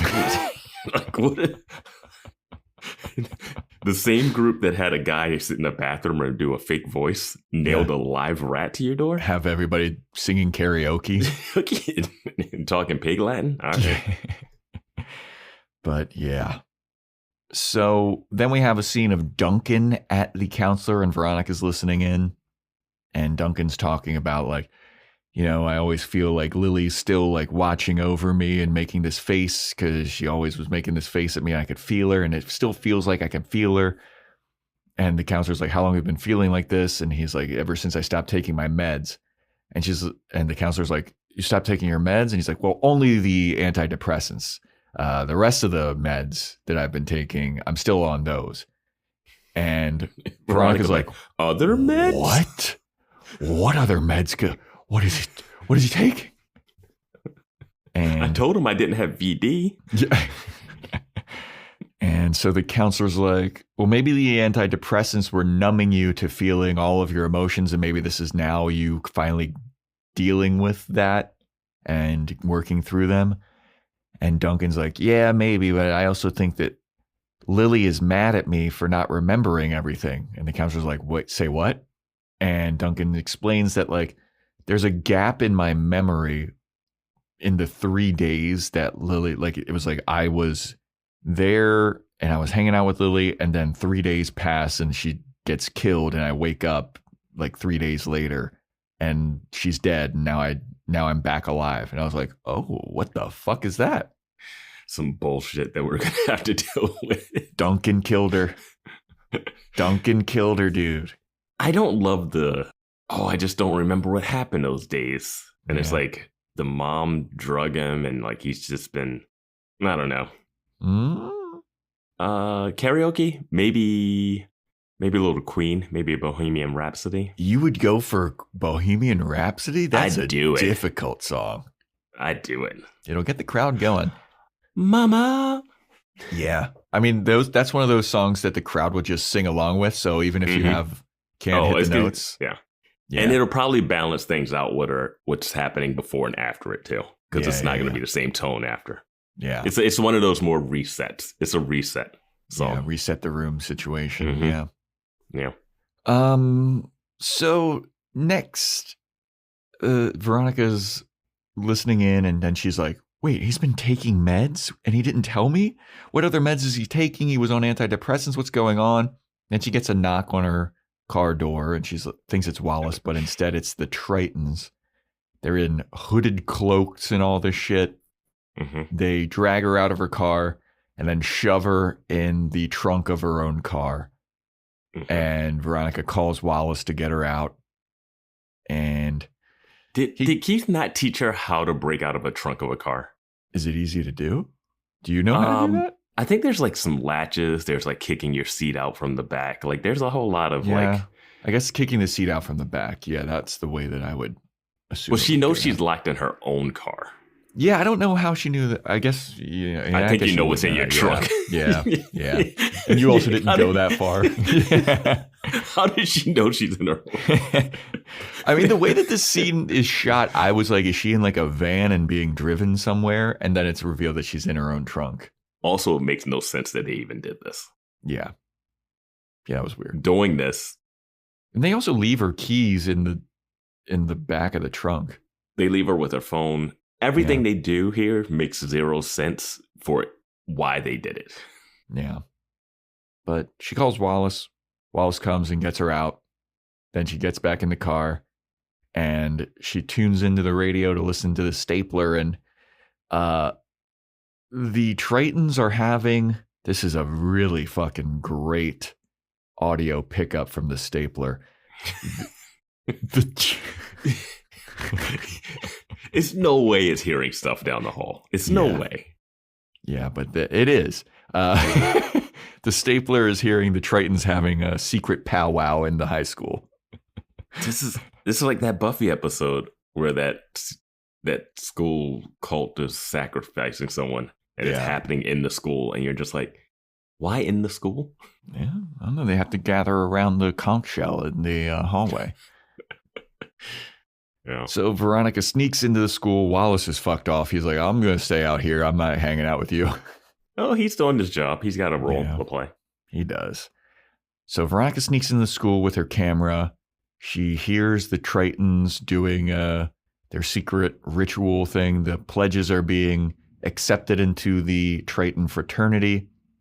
And they unmask themselves after the ceremony. And Duncan is there. And the MIT guy from the first scene earlier was playing chess with himself. He is like the leader of the Tritons. And Veronica, in classic Veronica fashion. Yeah, honestly, man. This is egregious. Absolutely. Absolutely egregious. This one takes the cake of her showing her hand. She screams like, howdy, boys. Let me take some. I forget what she exactly says, but she's like yells toward them like, this isn't homoerotic at all or something like that. Yeah, I forget exactly the line. Yeah, but it's something, And then she takes takes like 5 or 6 pictures of all of the Tritons. And then they start chasing her. She outruns them all. But before she does that, she says, got a boogie. And and she outruns 12. a bunch of 12 dudes. 12 dudes. And she runs and outside. Duncan is one of the people chasing after her. Yeah, and he's a supreme athlete. Well, not even that. Like, what is he going to do if he catches her? Just break the camera? I guess. I don't know. But dude, then Veronica runs outside. Wallace is waiting in her car. He's got the engine running. Veronica jumps off of the trunk of her car into the passenger seat, and then they peel off. It's pretty cool looking. It was incredible. I don't know how that stunt, like that is a crazy stunt to pull off, but it was really cool. Oh yeah. No, that was the cool part of the scene. What led to it, what started it was like, no, come on. Dude, her yelling at them like, wow, this isn't homoerotic at all. Having the time to take a bunch of pictures and then outrunning all of those guys. Yeah. That was crazy. You did not have to announce yourself. Like, I think it was enough light that you didn't even have to do the flash. They would just hear that loud ass camera click, the shutter, you know? But yeah. Or you know what? If you want to avoid all of that, take video. No click. Yeah. No flash. Or even so, just knowing who's in it. Yeah. Already. Now you have leverage over them. Like, hey, I could tell you, like, I don't know. Yeah. Like this photo technically wouldn't prove anything in a court. Yeah, because she still it's has a bunch of guys in it's a bunch of guys in the robes. Like, what is that? That's not. And if they're like, oh no, they're Tritons, and they're like, what the fuck is a Triton? And I'm like, I have no idea what she's talking about. It's a secret society. How come I haven't heard of them? Well, pretty good. Yeah. So Veronica and Wallace go back to Veronica's house, and she's got to do some cross-referencing between all of the fake ID stuff. She's going to look at the footage from the locker. Does anyone know where she lives? Does any of the Tritons know where she possibly could live or have any reason to drive and follow her there? No, of course not. Duncan, the guy that dated her for forever, he doesn't know where she lives. He couldn't follow her home. Yeah. No. But yeah, she gets photos developed. Where did she get these photos developed? Well, it's a digital camera. They're printed out. Like, I guess she just has it printed out on the glossy paper. Yeah. Yeah. But she's looking at the footage that she recorded of locker 110. And she's like, I can match whoever is fucking with this locker to whoever is in these pictures. I was like, you haven't checked that yet. Right? So she's looking at the footage and she's like, nobody actually fucks with locker 110. This is odd. It's a top locker though, right? I'm interested. How does this all figure out? So then we have a scene with Keith and here. What I wrote here was that we see nothing, but genius Veronica knows how. Genius Veronica knows how. But she won't say. Yeah. She's got to save it for the reveal at the end because she knows she's in a murder mystery show. Yep. And while they do make a meta joke where she's like talking out loud about Wallace. And he's like, I'm right here. Yeah. It's as if she's doing voiceover, but she's not. And he's just sitting in the back. I thought that was pretty clever. Yeah. So then we have a scene with Keith and Aaron. And Keith is like, I figured out who's taking all these pictures. And Aaron's like, who is it? And Keith goes, you're not going to like it. End of scene. Back-to-back scenes of, oh no, the Mars know this stuff, but we're just going to kick it down the road because we still have 10 more minutes in this episode. Yep. We want the reveal to be more dramatic. Exactly. Yeah. So Veronica shows up to Sheriff Lamb's office and she's like, I've got a plan. I'm going to prove to you that I did not make these fake IDs. Here's the yearbook. Pick a name out of there. Write it down on this envelope. Put it in locker 110. And I'm going to stay here in your office. And you're going to get a fake ID by the end of the day. And if you don't, you can charge me with whatever you want. And I'll plead guilty. And Sheriff Lamb goes along with this plan. He's like, Lilly Kane's murder? Yeah. I was not expecting. I thought he was just going to be like, I'm already going to prosecute you or whatever. Like, that seems more Sheriff Lamb, but he's going to go along with Veronica's plan. My question about the plan was, how was he going to get that into that locker? Yeah. Like the police are going to just walk in and just shove it in a locker and hope that the person who does this doesn't see that a cop has walked in.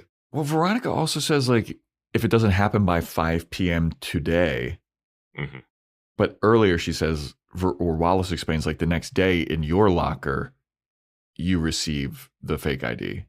I don't remember exact words if she says that you'll receive a fake ID today, but I think she says you'll have your person or whatever. I don't know. I don't know the exact words. But the plan is Veronica's going to chill in the office and the Sheriff Lamb is going to try to get a fake ID and she's going to be like, I couldn't have done it because I was in here the whole time.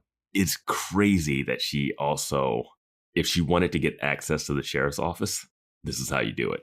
She literally sent him away. She could be rummaging through his desk. I don't know.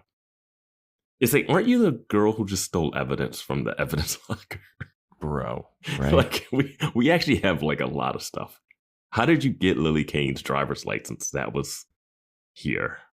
Yeah. But we don't care about that anymore. Nah. An underage kid got drunk. Well, he was in a coma. Yeah. Of his own making, Yeah. Fair. So we then have a scene of Aaron showing up to Neptune High and Logan's mom. We have to say Veronica calls Rick. Oh, Veronica calls Rick. Yes, you're right. And tells him that they're hauling in the real bad guys. And that and that she knows who the Tritons are and they're going to nail him to the wall. Yeah. She says that specifically. Yeah. So then Aaron goes to meet up with Logan and then Lynn at school for the family counseling with the guidance counselor. Insane. And Aaron's like, how could you? Because it's the wife that's been taking the pictures, and the wife explains that she's hired PIs to follow him. Mm-hmm. Now that breaks open the bullshit that Keith is not the only PI in Neptune. Why? Okay, so she has the PIs. Mm-hmm. And I'm assuming that she's had the PIs before the Christmas party, because I don't think Aaron Echolls from his stab wound has been philandering as much as these photos would take it, right? Well, yeah, because he explains to Keith, like, when I told you that I was faithful to my wife, I meant it. And now I'm turning over a new leaf and I am going to be faithful to her from now on. It's like, no, you're not. Yeah, no. But yeah. But also, so she knew already that Aaron, her husband, was having affairs. She's probably known this since the belt scene. Yeah. Okay. Which should be the breaking point. You know that he's having affairs and you know that he's like whipping your son with the belt. Like, I feel like she's underserved right here. But the problem with the Christmas episode now is, why would she go to Keith and be like, I'm worried. I got this letter and he's got another letter and I'm actually worried. And she's like, maybe you should cancel the party. Like, at this point, you would think she would have to be a part of like inviting all the women who he has slept with to the party to do something, because she now knows. Yeah. Like, she's had these photos to leak prior to him being stabbed. So she has the information. So the Christmas party makes no sense for her to be not concerned, not doing anything about it. Like, like, why go to Keith of all people? Like, why go to Keith and be like, hey, we got this one letter and I'm worried. Like, she could technically be worried, but she already has a private investigator that's taking pictures. Yeah, she already, if it's before that Christmas party. It had to be, because she already would know, and then she would already know who's sleeping, and then maybe she invited them to make sure that something, like, hope that there's some drama that goes down. Maybe Aaron gets stabbed, and she's like, but if that was the case, you wouldn't then go to Keith to like, have him warning about it. Like, none of that adds up. It just undercuts that episode completely when you do this. Yeah, and then so Aaron is like, so. What are you going to try and do? You're going to try to divorce me? If you try to divorce me, I will leave you with nothing. You will get nothing if you try to divorce me. I will ruin your life. And then Logan gets in Aaron's face and he's like, if you fuck with my mother, I will kill you. And then the mom goes, I can't take this anymore. Yeah. And I'm like, which is so funny that she's a Real Housewives. Yeah. Like in real life, and that they've been on that this show. This is all that show is. And I'm like, he has publicly had affairs.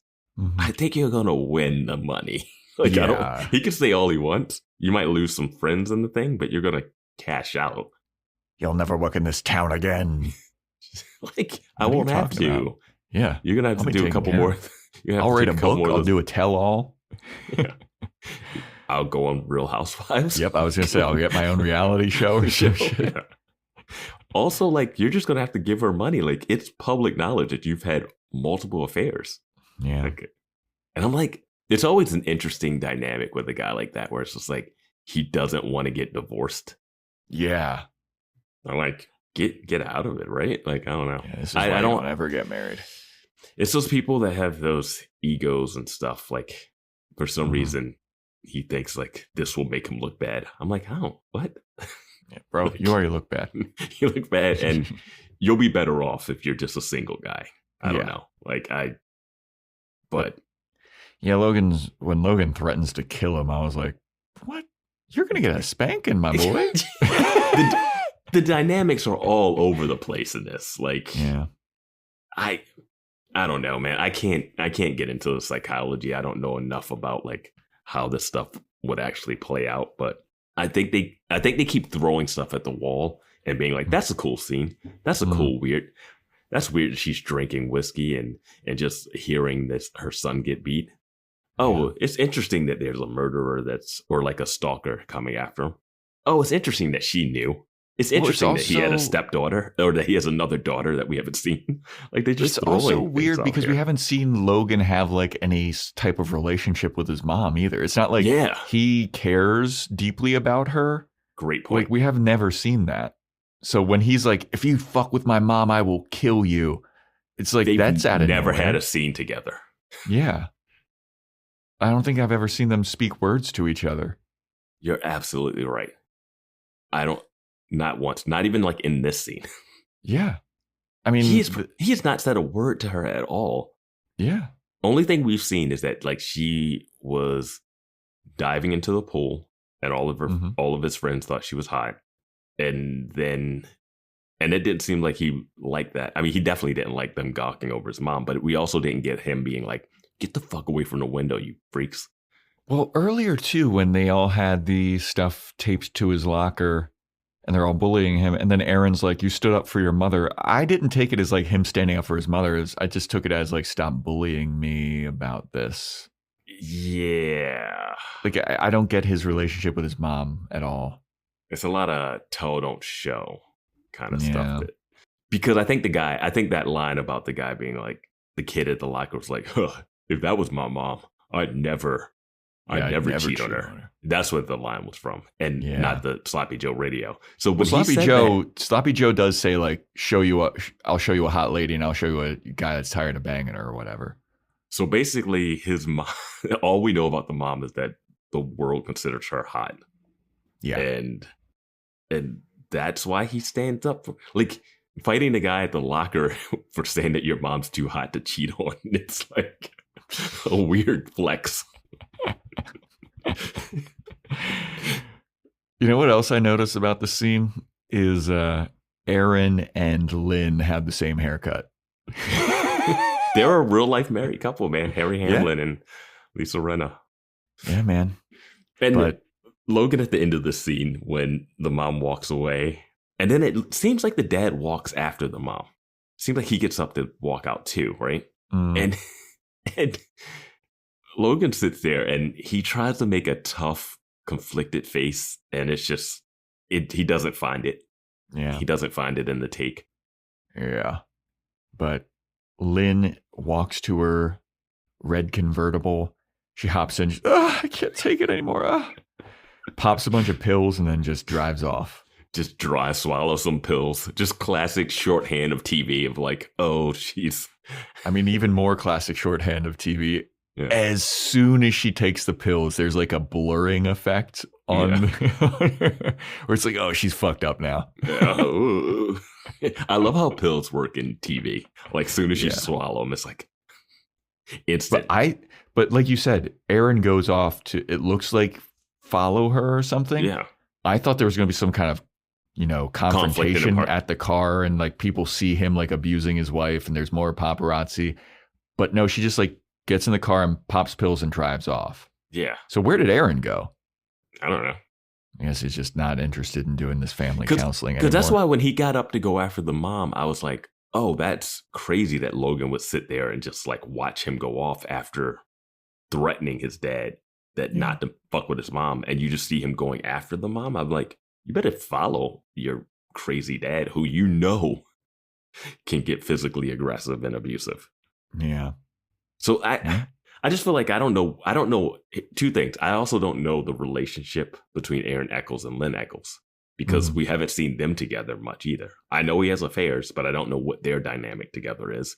And I don't know what Logan's relationship with his mom is other than it's his mom and everyone thinks she's hot. Yeah. Yeah. I don't know either. So we go back to Sheriff Lamb's office and he's taunting Veronica, and then Rick shows up and Veronica's like, Rick, I know you've been the one making the fake IDs. And she goes into her whole Sherlock Holmes speech of like, I know how you did it.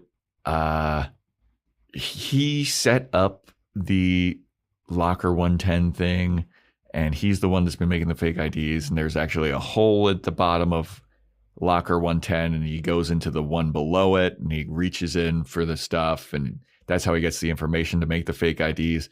And he thought to blame the Tritons on it because he has a grudge against the Tritons because his dad was in the Tritons, his brother was in the Tritons, but Rick wasn't invited to be a pledge, and he has like some kind of like, oh, what, I wasn't good enough type of thing against them. And Veronica's like, and you blamed me because you thought that everybody would suspect that I would do it because I have such a terrible reputation. Is that why you did it? And then Rick explains, no, I didn't do it because of that. I did it because your dad a while ago was hired to investigate a CEO who was embezzling money, and that was my dad. And because your dad found out that my dad was embezzling money, he got fired from his job, and it caused my mom to divorce him, and it ruined my family. So I have a personal grudge against you. And then this like shakes Veronica's world. Veronica looks at like, oh, I didn't know. This scene, man. And it's happening right in front of the sheriff too. Yeah. Full confession, full Scooby-Doo at the end. Now, I have a couple things here. And one thing that I thought about while we were recording. Now, in the beginning of the episode, we see a note being handed to Rick. Mm-hmm. And then when Rick talks to Veronica at the police station, we get like flashbacks to that, right? Mm-hmm. And in that flashback, he opens the note and it says, blame Veronica, right? Yes. But that never happened. Yeah, no, that was fake. But we saw the opening scene that wasn't him retelling. Before it was him retelling, he does get a note. He gets a note. I don't think that it had anything to do with the Tritons. I think it was just like, hey, come to the principal's office. Okay. And then he's lying about how it was like a Triton thing that said blame Veronica Mars. It feels like a little bit of a cheat to show us him getting the note.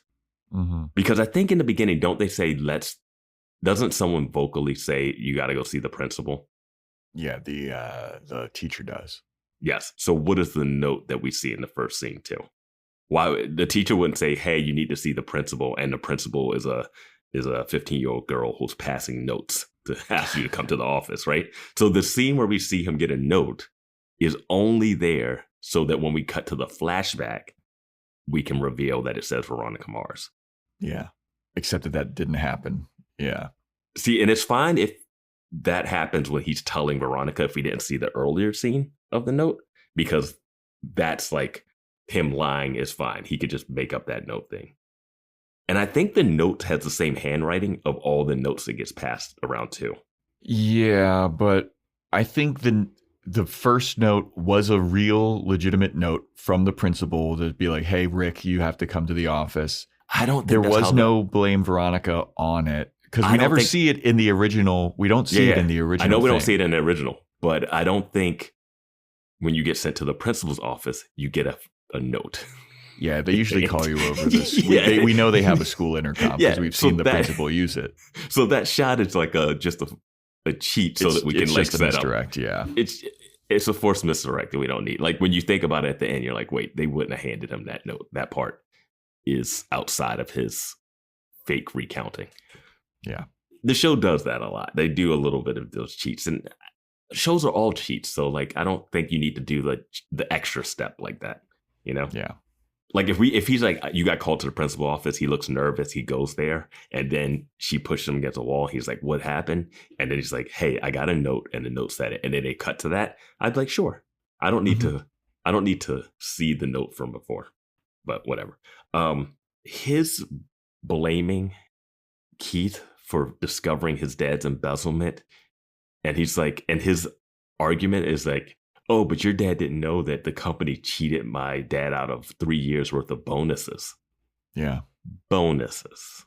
Not like they were scamming him out of his IP, not scamming him out of stuff, bonuses.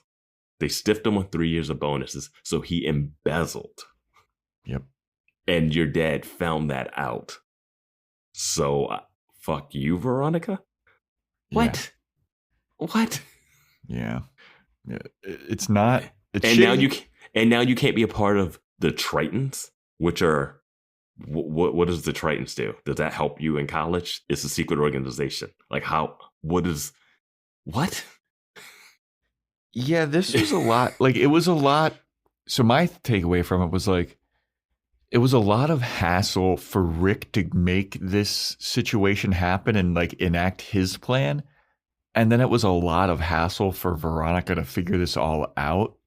Like there was just so much like cat and mouse of like, oh, this is how I'm going to do this plan. It was so ridiculous. Well,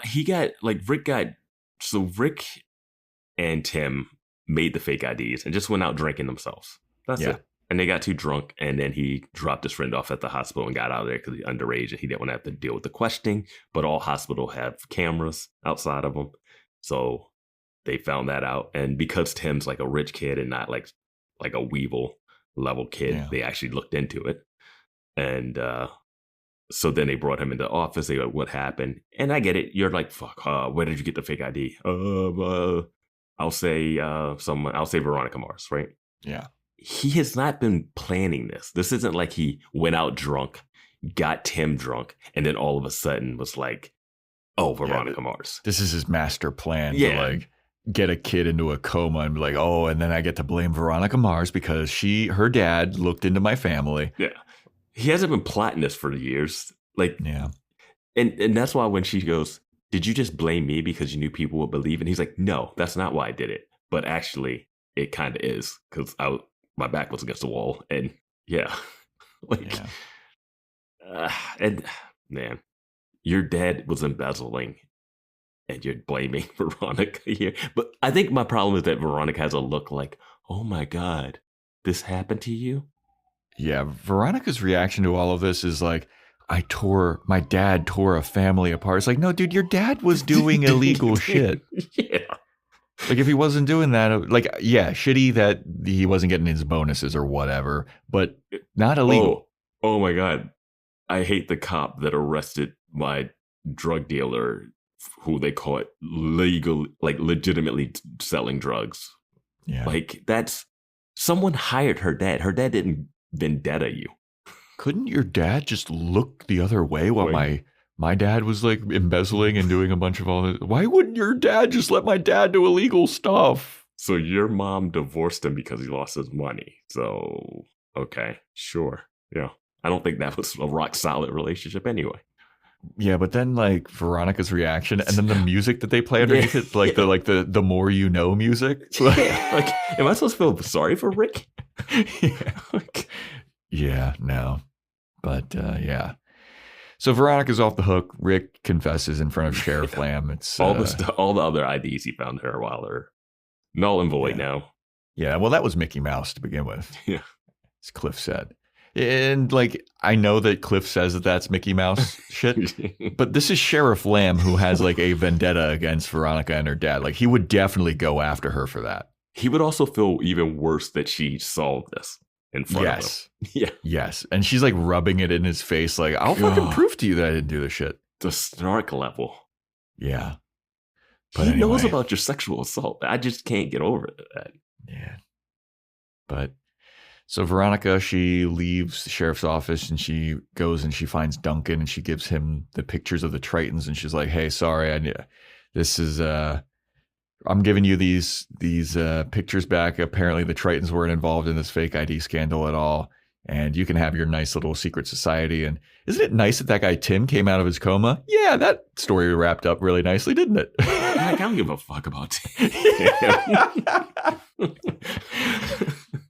But yeah, Veronica's like, "I'll keep your secret safe," and Duncan's like, "What secret?" And then she walks away, and she's like, "That guy might be my brother." Yeah, like, you gotta look at it just for that reason alone. Yeah. You gotta know. Veronica walks to her car. She has an inner monologue about like, "Yeah, Duncan's a good guy, but what fucking other pills is he on?" Let it be, get over man. his pills.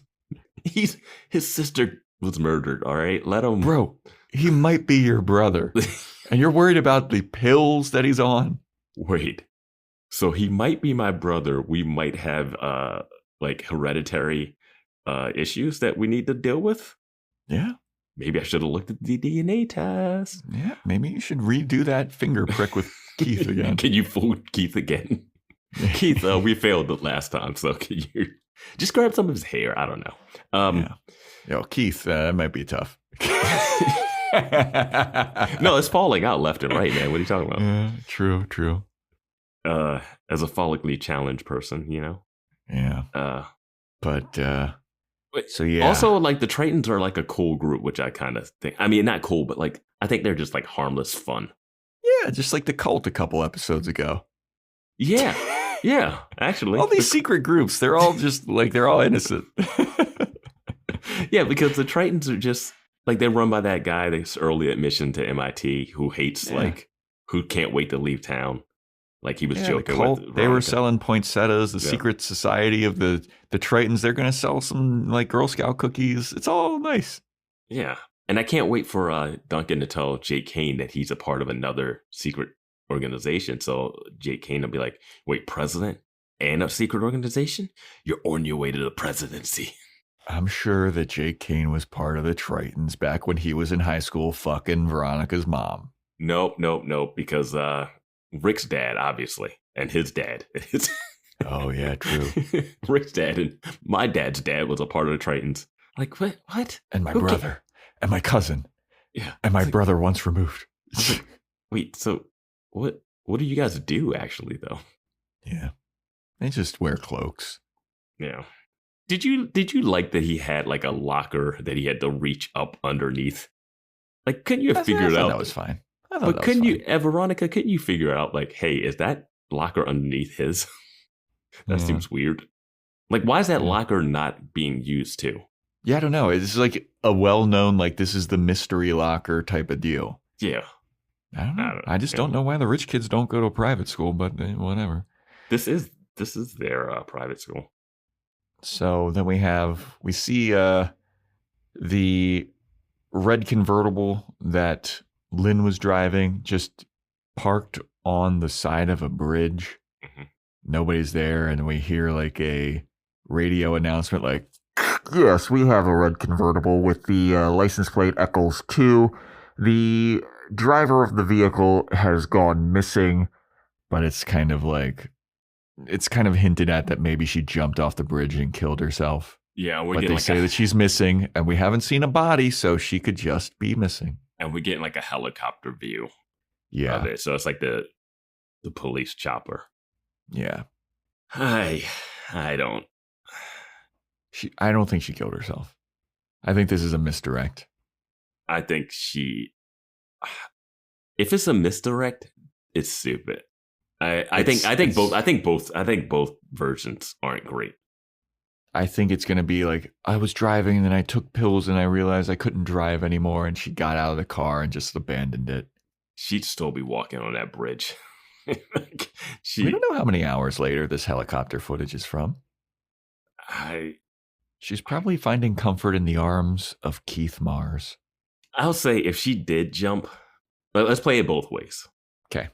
If she did jump, I think that's a very abrupt ending. And it feels like having to write off an actor because she got booked on something else, or like she's starting. I don't know what her schedule was at this time, but it's strange considering that her real life husband is also on the show.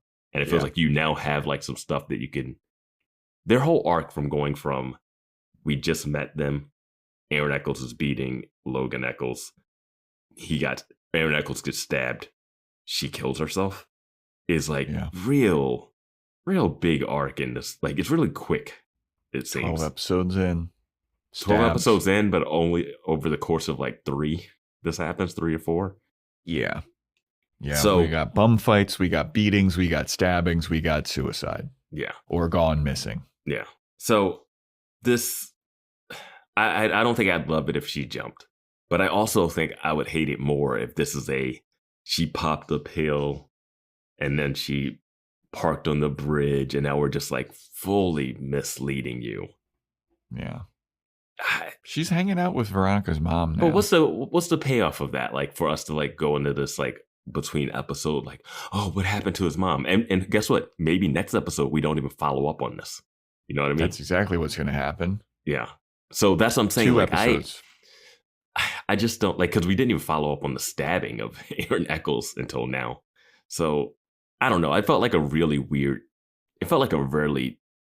tag. Yeah. I mean, when they do address it, it's going to be Logan like shoving his dad against, like, maybe that's why mom's missing. She's not missing. She just went for a swim. Wait, my prediction. Someone drowns at a swim meet. Oh. Can you consider jumping off that bridge a swim meet? I don't know, because usually if you jump off a bridge, it's not the drowning, it's the impact that kills you. Maybe she pointed her toes. She did the like cross arms over the chest. Yeah. Like this. She does the pencil dive. Yeah. Maybe. We saw her dive into the pool. We did. That was a clean dive, too. No splash. You said you wanted to say something about the town. Oh, it was about the private investigators, about how it's more than just Keith, but everybody keeps going to Keith. Yeah, no, I think that just undercut the Christmas episode that she already knew about the affairs. Why would she bring this one letter of concern to Keith when she already has private investigators? Yep. But that's a wrap. Who do we think killed Lilly Kane? Duncan in a Manchurian Candidate type of thing. That's what I'm going with now. I got Aaron Echolls and Duncan Kane. Okay. We both agree that Lilly needed to be taken out, though. We don't both agree. We both agree on that. Next episode is titled. I don't think we're going to get any kind of resolution in this next episode about Lynn Echolls, because it's titled Lord of the Bling. I saw the screenshot of this. Mm-hmm. We got a guest actor in here, a guest star coming. Oh, okay. Big name? Would I recognize this person? Yeah, you'll recognize this person. And I don't have a lot of faith in this episode. I'm concerned about this episode. Were you concerned about it when you saw the guest star, and then were you even more concerned? Combination of title and the screenshot that I saw. Okay. The thumbnail and the title had me. Are you taking yourself out of prediction because you saw the screenshot? I think I should. I mean, the bling is definitely some missing jewelry type things. Okay. But I'll go that far. That's all I'll say. Okay. Yeah, that's good. Well, now I have to guess who the guest star is. I'm going to guess it's Flava Flav comes to town. He's got his big clock bling thing. I think you're close. Oh man, that's pretty good. And somebody steals his bling, and Veronica has to figure it out who stole it, and maybe it's like Weevil gets blamed for it, and she has to prove Weevil's innocence. Yeah, Boom. we've just done that, but they've been doing a lot of. They did Chardo, and now they're doing the Chardo Weevil thing is insane to me. Yeah, because Chardo was in the same position. He's like yelling at Chardo about how could you do this? You're dumb. But bro, you're in the same situation. You got a girl's tattoo on you that doesn't even know you. Yeah, dude. Who acts like, yeah. Yeah, man. But that is a wrap for Clash of the Tritons. Thank you so much for listening. Thanks for subscribing and all that shit.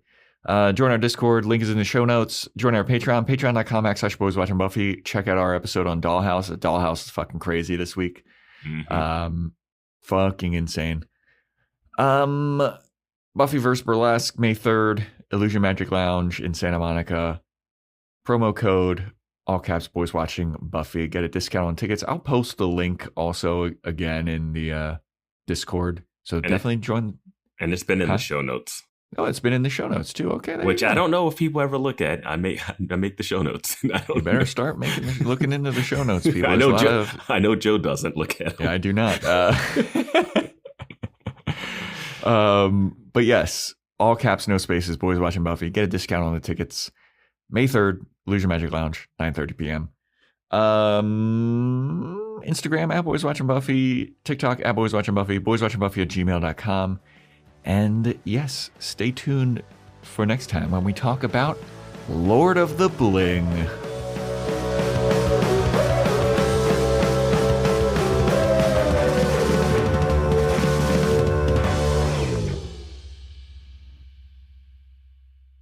Hi, everybody. Say repressed homosexuality. Got a boogie. Seltzer Kings. Podcasts.